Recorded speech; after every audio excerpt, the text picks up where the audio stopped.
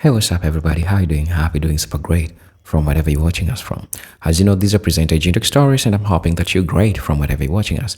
Now, normally I do talk about things related with Black people and the contemporary things that are happening in the United States. That being said, Black people have played a pivotal role in making America be what it is today, right? And I think everyone knows this. But there's only one problem. There's that one person that has usually been taking credit or disregarding black excellence, black invention, black people's fight in making America great, right? And this is what happens even in a contemporary society today. When a black person does something good, he's called an American. When a black person does something wrong, he's told go back to Africa, right? And as if that's how it should be, and it should not be like that, right? And now black people have understood and mastered how some white folks treat them. Look, recently, white folks were trying to ask black people to join them in the protest, right? But black people are trying to look at back at history and trying to remember our soldiers fought for America. What did they get, right? They were promised a kind of meal. They didn't get that. For the longest time, when black people make mistakes, they're being told to go back to their country, right? And so black people are tired that they're not tired, but black people are now so much vigilant and they cannot be lied to. All black people want right now, from what I can see, is that they want to be left alone because they've asked reparation as a way of trying to measure the scores of all the atrocities that they were done to. I want us to watch this video. We have beautiful lady and gentleman and three beautiful, people that shares a good history that I want us to see and learn from. Let's watch the video. I'll be back.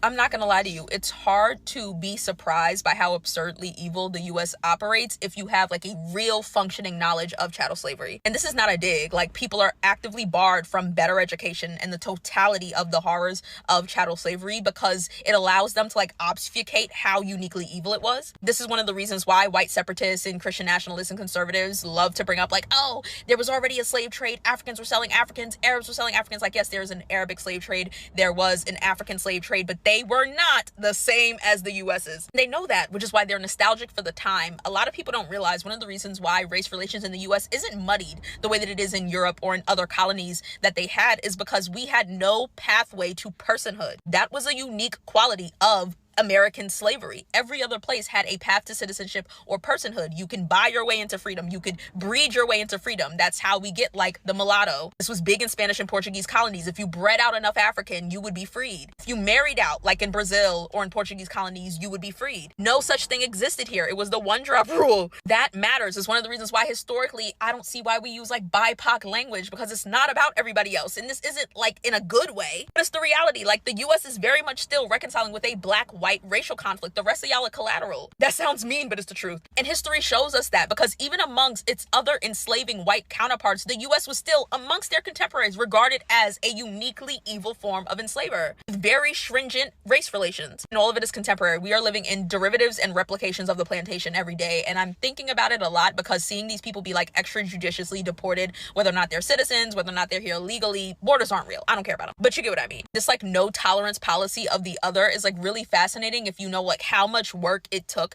to maintain the power of whiteness. The fact that post enslavement, after the Reconstruction period, they had to restructure what whiteness was because of their numbers. And it's the racial anxieties accompanied by white folks' fear of black retaliation that led to them subsuming other groups that were not considered white into their own as a self-preservation tactic. This is where we see them giving the Irish and the Italians and the Jewish people a chance to like audition into whiteness to bulk their numbers. And this is something they've been thinking about for a long time. It's why the Great Replacement theory is literally the bedrock of conservatism. This is just a contemporary version of white enslavers being absurdly cruel and then writing in their diaries about how they fear about being killed by their like slaves at night. This is just that with Google. But one of the other reasons why they make sure that people don't know the full scope of chattel slavery in the American context is to see like where it was failed otherwise when people would try to replicate it elsewhere. After the Civil War, tens of thousands of white enslavers took their plantations, uprooted them, and placed them in Brazil because, not so fun fact, I guess, Brazil was the last in the West to abolish slavery. They didn't get rid of it until 1888. They were also the colony with the most enslaved Africans total.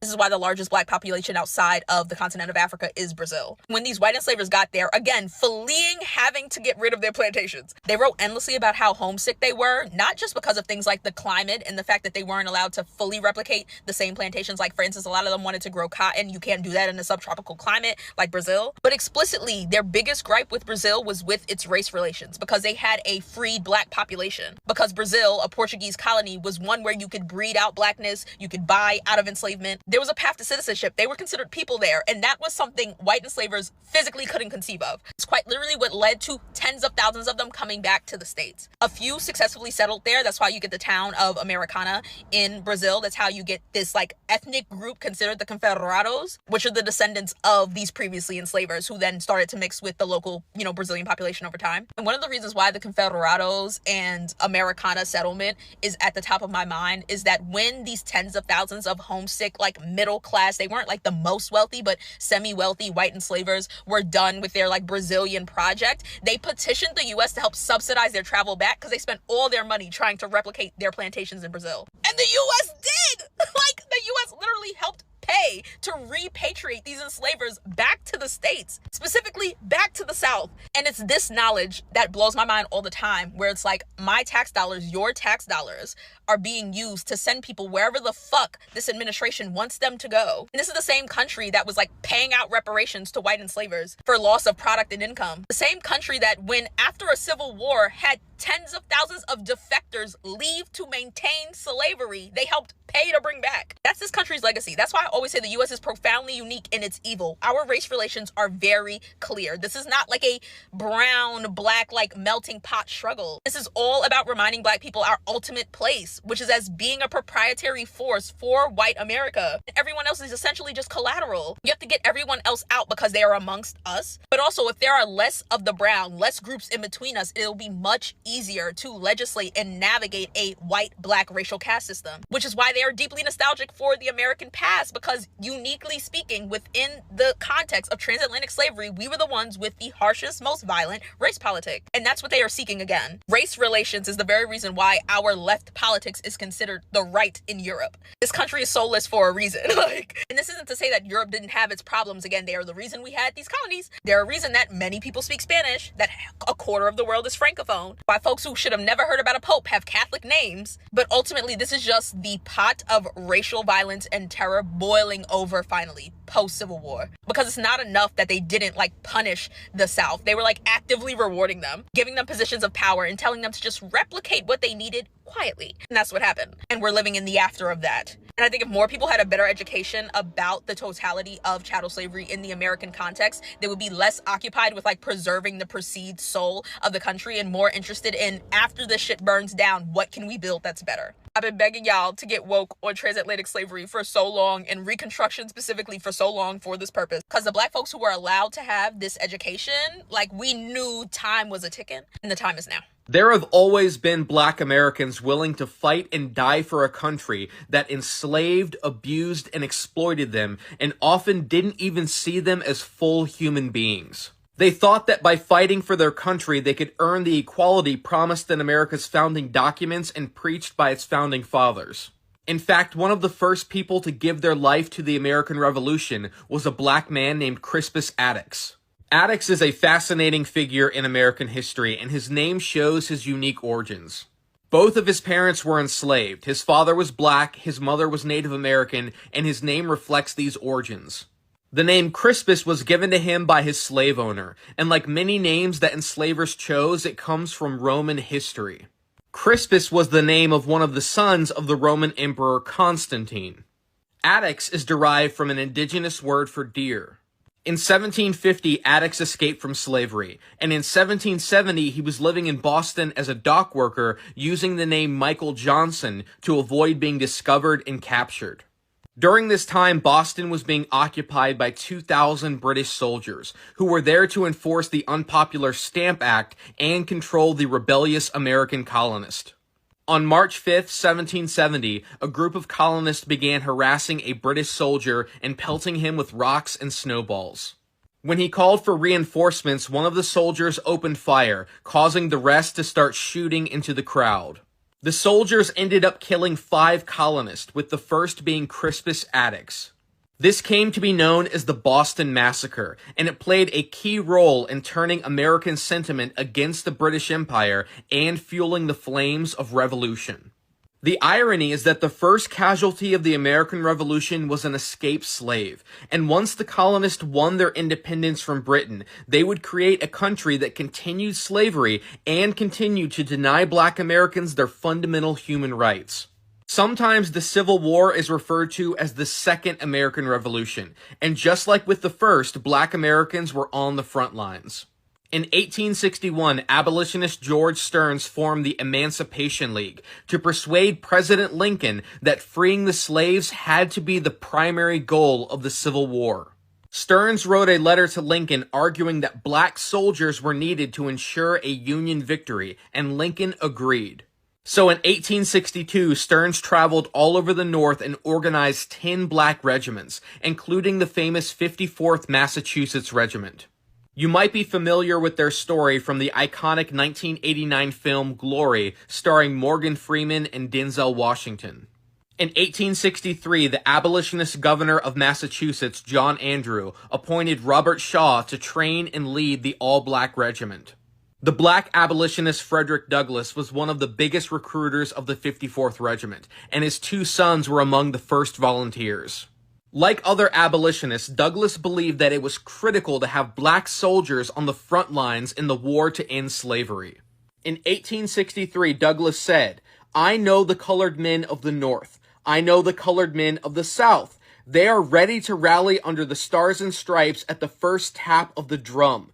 Give them a chance. Stop calling them the N-word and call them soldiers." The 54th Regiment fought bravely at the Second Battle of Fort Wagner in South Carolina. Even though the unit was mostly destroyed and several of the black soldiers lost their lives, they helped to inspire more than 180,000 black Americans to fight for the Union, which Lincoln later admitted was critical to winning the war. Even though black soldiers fought for America over and over again, they were still treated with disrespect and open racism all the way into the 20th century. This was definitely the experience of a heroic group of black soldiers called the Harlem Hellfighters, who fought for their country during World War I. The Hellfighters started out as an all-black unit of National Guardsmen from Harlem, and during World War I they were sent to Europe to serve on the Western Front. However, the U.S. military would not let them fight alongside white soldiers, and they were only allowed to do manual labor. Eventually, the U.S. Army decided to give these black soldiers to the French. But before they did, they sent the French Army a secret bulletin about how to treat them. The message said, "Although a citizen of the United States, the black man is regarded by the white American as an inferior being with whom relations of business or service are only possible. We must not eat with them, must not shake hands with them, or meet to talk with them outside of the requirements of military service." Even though the U.S. Army wanted the French to treat black soldiers as inferior, the French decided to put them on the front lines and let them fight. This is when those soldiers earned the name the Harlem Hellfighters, because of their bravery and courage. One of the most legendary figures from this unit was Henry Johnson, who fought and killed several German soldiers in hand-to-hand combat. The French awarded the Hellfighters with several medals for their service, but the U.S. government gave them nothing and refused to recognize their achievements and sacrifice. It wasn't until 2015 when Obama finally awarded Henry Johnson the Medal of Honor, even though Johnson had died 86 years earlier in 1929. The Harlem Hellfighters and other black soldiers risked their lives for their country to show that they deserved equal rights. When they got home, they felt like their service entitled them to live a life free of racism and discrimination. However, they received the exact opposite. Instead of coming home to a country that welcomed them and celebrated their service, they encountered one of the most violent periods of American racism, known as the Red Summer of 1919. All across the country, white people attacked and murdered black Americans for simply wanting their American dream. Black Americans were attacked for simply wanting a good-paying job or a neighborhood to live in where they felt safe. Instead of honoring black soldiers for their heroism, they became the prime target for violent racists. Black veterans were murdered with impunity because the mantra of the country was that black life did not matter. The US military wasn't desegregated until 1948, which was only 77 years ago. And even though the country has made great progress since then, that progress is currently in danger of being erased and reversed. Recently, we've seen the Trump administration attacking any signs of diversity, equity, and inclusion in American life and in American history. Most disturbing is how U.S. government institutions have been purging their websites of any mention of Black Americans or their service to this country. And now Trump has called for the Smithsonian and other museums to get rid of this history too. What we're witnessing is a full-on attack on American history, and an attempt to whitewash our past and make it seem like Black Americans played no part in making this country great. But the truth is, Black Americans are the only ones who have ever made this country great. Even though they've been enslaved, abused, and discriminated against for centuries, they've never stopped fighting for their freedom and dignity. They've never stopped fighting for this country to live up to its grand ideals and promises of equality. This isn't DEI, and it isn't Black history. This is American history, and it's the only history of this country that we can be proud of.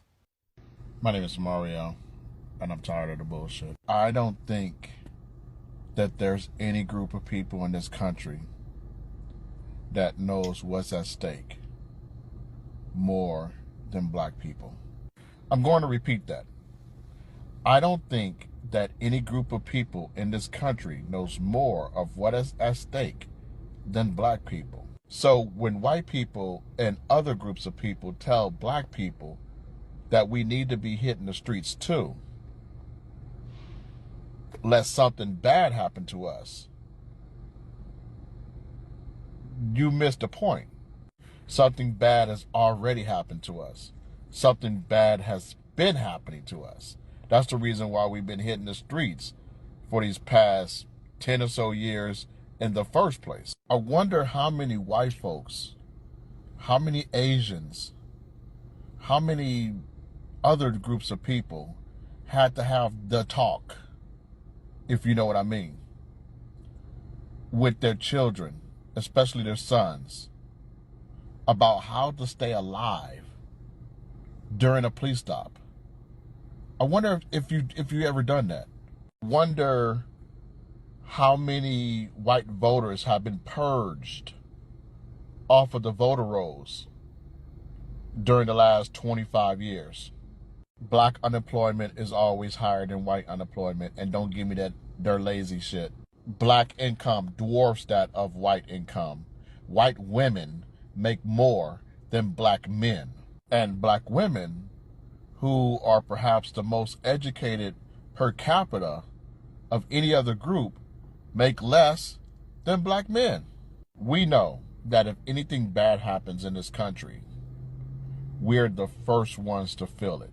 Are the proverbial canaries in the coal mine. The problem isn't the fact that we decided to sit this out. There's reasons for that. The problem is you keep choosing whiteness and racism and xenophobia over what is good for all of us. Perceived silence is a protest within itself. That you can be trusted, and we'll march together again. If not, This is all I got from this video. Hello guys, welcome back to the channel. These are presented Tech Stories, and I'm hoping that you saw for yourself the perspective that they gave. While it's really important for us to recognize that indeed Black people have played a pivotal role, and that's how they also know that the Black voices are so important in the society. Why am I saying that the Black voices are important in the society? Look, for everyone or for any group that wants something to be pushed, they'll always need the Black voice. And if you look at historically, the role of Black people in ensuring the civil rights movement happen, all these affirmative action things that you're seeing today, that immigrants and other people in the United States are enjoying today, are as a result of the work of black folks, right? And that shows you how their voices it's so important. But oftentimes, black people have noticed that their voices are always being misused, right? Even in the contemporary day, their voices are being misused. When different groups have different agendas, they'll always try to convince black people to join them. While black people are fighting for the rights of everyone, they are pushing their agenda. That's how it has always happened. And right now, the white elites have lied, betrayed white folks.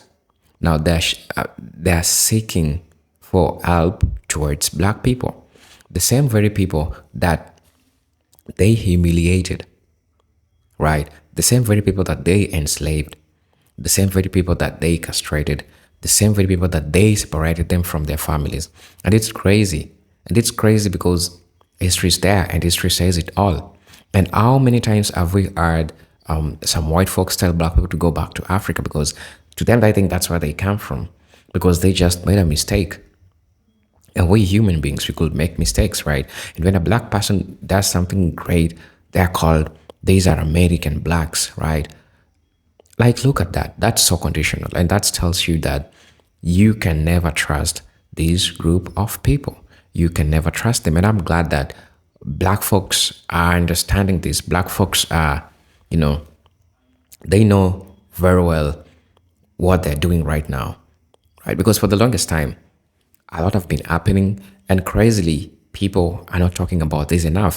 While seeing my brothers and sisters come out and talk about this really makes me happy, and it gives me also a perspective in history that maybe I also need to go and look and check, because for the longest time, they'll always convincingly play their card against black people or know when to use it to make a black person feels like they belong, and at the same time, they can use it to make a black person not to belong in the United States, as if they are legally citizens of the United States, of which they are not. History has it, right? A lot of things regarding to black have always been downplayed, including the black history. This is something that is not taught to black students. This is something that is not taught to schools, or even if it's taught shallowly. They don't teach deep. They don't teach it deep as it should be taught, right? And so all these disparities that we're seeing today, with all the priorities, with all the privileges, with all the white supremacy that they enjoyed, we've seen different black scholars, white scholars talk about this, right? How economically black people have been affected by this. This is not just something that should be taken lightly. And that's why we encourage people to teach their kids about black history, for them to get to know the in-depth, and the nature of how black people and white people of the United States have been relating. Right now, white people are having it the hard way.